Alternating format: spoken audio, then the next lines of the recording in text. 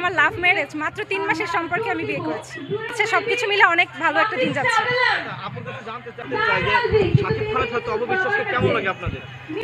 আসলে তাদেরকে তো একসাথে সবসময় আমরা ছোট থেকেই তাদেরকে একসাথে জুটি দেখেছি, তো ছোটবেলা থেকে আমাদের অনেক পছন্দের একটা জুটি, একসাথে দেখতে চাই আমরা আবারও। আমার হাজব্যান্ড যখন 1 টাকাও ইনকাম করতো না তখন আমি তাকে বিয়ে করেছি। তো এটা আসলে টাকার উপর কোনো ফ্যাক্ট না, মানিয়ে নিতে পারলে সব কিছুতেই হচ্ছে ভালো থাকা চাই। আসলে তার সাথে ওই যে আই কন্টাক্টে প্রেম হয়ে গেছে, তারপর হচ্ছে বিয়ে হয়ে গেছে, এই আর কি। ওইভাবে পরিচয় ছিল না, আমার মাত্র 3 মাসের রিলেশন ছিল, তো পছন্দ ওই দেখে ভালো লাগছে ওরও আমারও, এইভাবে আর কি আমাদের। অবশ্যই এখন যেহেতু মা হয়েছি বুঝতে পারি ব্যাপারটা, যে অবশ্যই ফ্যামিলি কখনো খারাপ চায় না, তো ফ্যামিলি তো ভালোই চায়। তো এখন মনে হয় মা হওয়ার পরে যে আমি অনেক জঘন্য একটা কাজ করেছিলাম তখন। এটার কারণে যে বাবা মার মান সম্মানটা তো নষ্ট হয়েছে।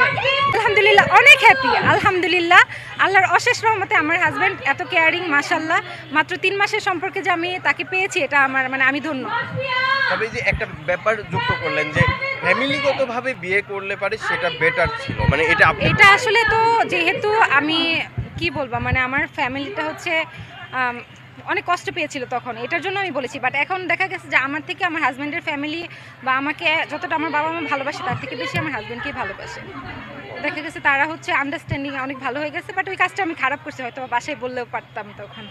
অনেক কিছু আছে, অনেক সময় স্যাক্রিফাইস করতে হয়। আমরা অনেক সময় স্যাক্রিফাইস করেও থার্ড পার্টির কারণে কিন্তু সংসারটা কোনো সম্ভব হয় না। যে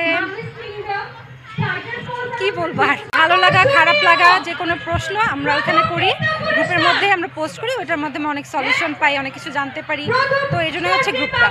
তো আমরা এখানে আসছি তার কারণ হচ্ছে আমরা এই গ্রুপের মাধ্যমে অনেক ফ্রেন্ডস হয়েছে।